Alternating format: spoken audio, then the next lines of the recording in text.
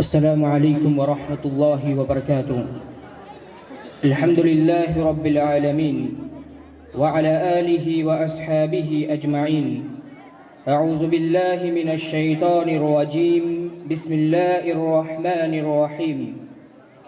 لقد جاءکم رسول من انفسکم عزیز علیہ ما عنتم حریص علیکم بالمؤمنین رؤوف الرحیم۔ امیر محترم اور جامعہ دار النصیحہ السلفیہ گھوری ولی کے ناظم اعلیٰ مولانا حیدر خان صاحب اور ڈائس پر تشریف فرما جلوہ افروز علماء کرام، میرے سامنے بیٹھے ہوئے معزز حاضرین،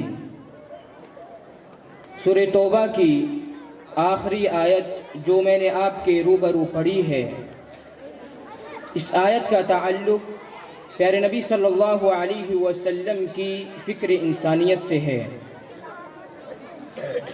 اس آیت کریمہ میں اللہ تبارک و تعالی ارشاد فرماتا ہے، لقد جاءکم رسول من انفسکم عزیز علیہ ما عنتم حریص علیکم بالمؤمنین رؤوف الرحیم، کہ تمہارے درمیان تمہیں میں سے ایک رسول آیا ہے اور وہ رسول ایسا ہے کہ تمہیں تکلیف ہوتی ہے تو نبی کو تکلیف ہوتی ہے، اور تمہیں فائدہ پہنچانے کے سلسلے میں وہ بہت زیادہ حریص ہے، اہل ایمان پر مشفق ہے، مہربان ہے۔ اس آیت کریمہ میں پیارے نبی صلی اللہ علیہ وسلم کی تین اہم صفات کا تذکرہ فرمایا۔ اللہ تبارک و تعالی نے اس آیت کریمہ میں پیارے نبی صلی اللہ علیہ وسلم کی تین اہم صفات کا تذکرہ فرمایا۔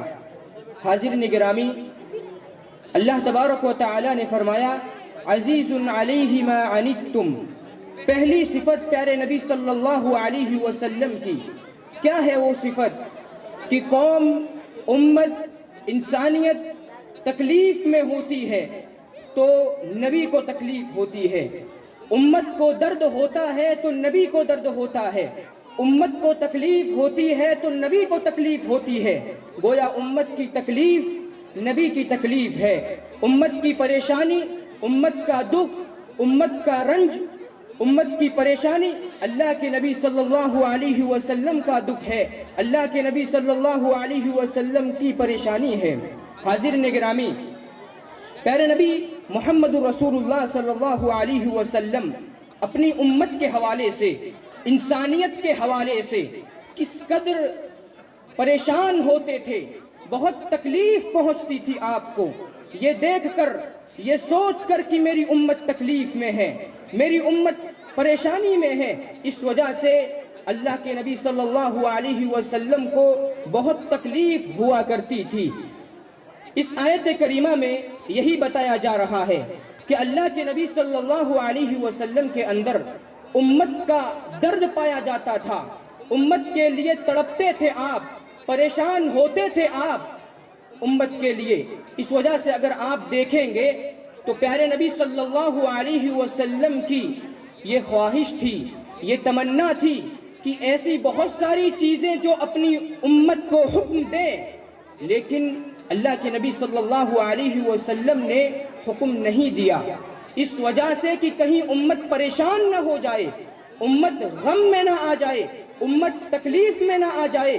ایسی بہت ساری مثالیں ہیں، جیسے مثال کے طور پر لولا ان اشق علی امتی لامرتهم بالسواک عند كل صلاۃ، اگر میری امت پر دشوار نہ ہوتا، اگر میری امت کو پریشانی نہ ہوتی، اگر میری امت کو تکلیف نہ ہوتی تو میں ہر نماز کے وقت انہیں حکم دیتا کہ وہ مسواک ضرور کر لیا کریں، لیکن یہ ڈر تھا، یہ خوف تھا کہ کہیں امت پریشان نہ ہو جائے، امت غم میں نہ آ جائے، امت تکلیف میں نہ آ جائے، اس وجہ سے اللہ کے نبی صلی اللہ علیہ وسلم نے حکم نہیں دیا۔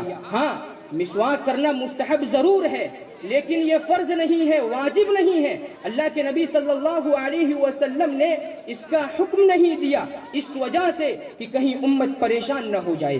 یہی نہیں، وہ مشہور روایت ہمیں پتہ ہے کہ رمضان کا مہینہ تھا، اللہ کے نبی صلی اللہ علیہ وسلم نے صحابہ کرام کو قیام اللیل جماعت سے پڑھائی۔ صحابہ کرام نے پڑھی، پہلا دن تھا صحابہ کرام نے پڑھی، دوسرا دن آیا تعداد میں اور اضافہ ہو گیا، تیسرا دن یا چوتھا دن آیا مسجد کھچا کھچ بھر گئی، صحابہ جوش و خروش کے ساتھ مسجد میں حاضر ہیں، اللہ کے نبی صلی اللہ علیہ وسلم کا انتظار کر رہے ہیں کہ ابھی باہر آئیں گے، ہمیں نماز پڑھائیں گے، قیام اللیل کرائیں گے، تہجد کی نماز پڑھائیں گے، لیکن اللہ کے نبی صلی اللہ علیہ وسلم باہر نہیں آئے۔ صحابہ کرام کہتے ہیں کہ ہم میں سے بعض صحابہ کرام پیارے نبی صلی اللہ علیہ وسلم کے حجرے کے پاس پہنچ کر کھنکھارنے لگے، آوازیں نکالنے لگے تاکہ پیارے نبی صلی اللہ علیہ وسلم کو معلوم ہو جائے کہ ہم باہر آ چکے ہیں، آپ باہر آئیں، نماز پڑھائیں، لیکن اس کے باوجود اللہ کے نبی صلی اللہ علیہ وسلم باہر نہیں آئے۔ صبح ہو گئی، صحابہ کرام نے پوچھا، اے اللہ کے نبی، ہم لوگ حاضر تھے، پورے لوگ حاضر تھے، ہم نماز پڑھنا چاہتے تھے آپ کے پیچھے، آپ نہیں آئے، کیا معاملہ ہے؟ اللہ کے نبی صلی اللہ علیہ وسلم نے فرمایا، اے میرے صحابہ، انی خشیتو، مجھے ڈر لاحق ہو گیا، مجھے خوف لاحق ہو گیا کہ کہیں ایسا نہ ہو کہ تمہارا یہ ذوق بندگی، تمہارا یہ ذوق عبادت کہیں ایسا نہ ہو کہ اللہ تبارک و تعالیٰ دیکھے اور اللہ تبارک و تعالیٰ تمہارا یہ شوق دیکھ کر ان تفرغ علیکم، تم پر یہ نماز فرض نہ کر دے۔ میں نے اس وجہ سے باہر نکل کر نماز نہیں پڑھائی۔ میرے صحابہ، ممکن ہے تم پڑھ لو گے، ممکن ہے تم کر لو گے، لیکن بعد میں جو میری امت آنے والی ہے پتہ نہیں وہ یہ کر پائے گی یا نہیں کر پائے گی، اس وجہ سے میں نے باہر نکل کر نماز نہیں پڑھائی، کہیں اس نماز کو اللہ تبارک و تعالیٰ میری امت پر فرض نہ کر دے۔ حاضرین گرامی، اندازہ لگا سکتے ہیں ہم اور آپ کہ پیارے نبی صلی اللہ علیہ وسلم اپنی امت کے لیے کس قدر تڑپتے تھے، کس قدر پریشان رہتے تھے۔ پیارے نبی صلی اللہ علیہ وسلم کی دوسری صفت جو اس آیت کریمہ میں بتائی گئی، حریص علیکم، آپ بہت زیادہ حریص تھے، اہل ایمان پر مشفق تھے، مہربان تھے۔ اور ایک بات یاد رکھو، امت میں صرف مسلمان نہیں، امت میں پوری انسانیت داخل ہے۔ اہل علم نے امت کی دو قسمیں کی ہیں، ایک امت دعوت ہے، دوسری امت اجابت ہے۔ امت اجابت وہ امت ہے جس نے اسلام قبول کیا ہے، وہ مسلمان ہے، اور دوسری امت دعوت ہے جو ابھی دعوت کی محتاج ہے، ابھی دعوت کی محتاج ہے، ابھی اسلام ان تک نہیں پہنچا ہے، یعنی وہ غیر مسلم ہے۔ گویا مسلمان اور غیر مسلم دونوں یہ امت ہے پیارے نبی صلی اللہ علیہ وسلم کی۔ تو اللہ کے نبی صلی اللہ علیہ وسلم حریص علیکم کہا گیا کہ آپ بہت زیادہ حریص تھے، بہت زیادہ مشفق تھے، مہربان تھے۔ پیارے نبی صلی اللہ علیہ وسلم کی ایک مشہور حدیث، پیارے نبی صلی اللہ علیہ وسلم نے فرمایا، لِكُلِّ نَبِيٍّ دَعْوَةٌ مُسْتَجَابَةٌ، ہر نبی کو ایک دعا دی جاتی ہے، اور وہ دعا ایسی دعا کہ وہ نبی اس دعا کے ذریعے جو بھی مانگے گا اللہ تبارک و تعالیٰ اسے قبول کرے گا، ایڈوانس میں اللہ تعالیٰ اسے قبول کر لے گا۔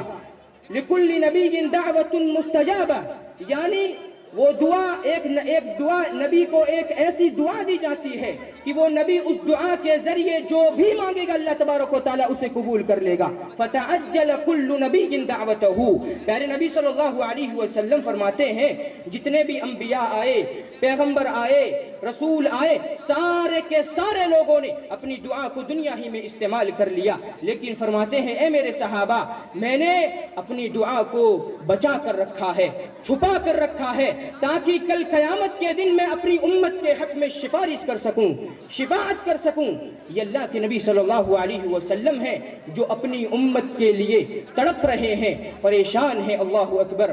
اور اس آیت کریمہ کے اندر تیسری صفت جو پیارے نبی صلی اللہ علیہ وسلم کی بتائی گئی، بالمؤمنین رؤوف الرحیم، آپ اہل ایمان پر مشفق تھے، مہربان تھے۔ مسلمانوں کے ساتھ تو آپ رحیم تھے ہی تھے، لیکن دشمنوں کے ساتھ بھی آپ کا رویہ اچھا تھا، دشمنوں کے ساتھ بھی آپ رحم دل تھے۔ تو میرے بھائیوں، آج کے اس سالانہ اجلاس کے موقع پر میری طرف سے میرے لیے اور آپ سب کے لیے یہ پیغام کہ نبی اکرم صلی اللہ علیہ وسلم کی سیرت کو اپنی زندگی میں اتاریں۔ ہمارا اٹھنا رحمت ہو، ہمارا بیٹھنا رحمت ہو، ہمارا چلنا پھرنا رحمت ہو، ہمارا بول چال، ہمارے لین دین، ہمارے معاملات گویا ہم سراپا رحمت بن جائیں۔ اگر کوئی کہے کہ اسلام ظلم کی تعلیم دیتا ہے، اسلام دہشت گردی کی تعلیم دیتا ہے، تو لوگ کہیں وہ جھوٹ بولتا ہے۔ اب آخر میں اللہ رب العالمین سے دعا ہے کہ بار الہ ہمیں نبی کی شفاعت نصیب فرما، آمین۔ وآخر دعوانا الحمد للہ رب العالمین۔ السلام علیکم ورحمۃ اللہ وبرکاتہ۔ وعلیکم السلام ورحمۃ اللہ وبرکاتہ۔ بہت بہت شکریہ، ماشاءاللہ بہترین نصیحتیں تھیں مدلل نصوص کے ساتھ۔ اللہ تعالیٰ شیخ کے علم و عمل میں برکت عطا فرمائے۔ ایک اعلان ہے، کھاوڑا مدرسہ کا جلسہ 12/2/2026 بروز جمعرات یعنی پانچ بولی میں سواری نے پرئی انشاءاللہ گرووار جو کھاوڑی مدرسے تے جلسو ہے، اجلاس عام ہے، تمام منی کے شرکت جی پرخلو دعوت دینے میں چیتی۔